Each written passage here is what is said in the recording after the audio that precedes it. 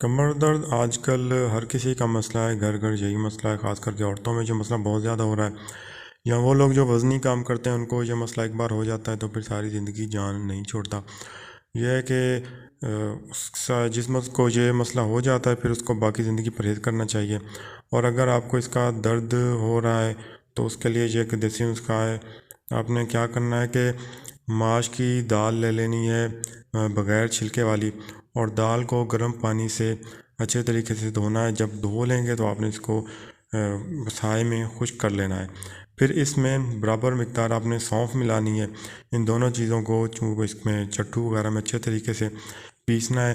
جب پیسنے کے بعد اس کی یہ بالکل پاؤڈر ہو جائے گا تو یہ آپ نے سنبھال کے رکھ لینا ہے، اور کیا کرنا ہے کہ 1 چمچ صبح خالی پیٹ آپ نے پانی کے ساتھ استعمال کرنا ہے۔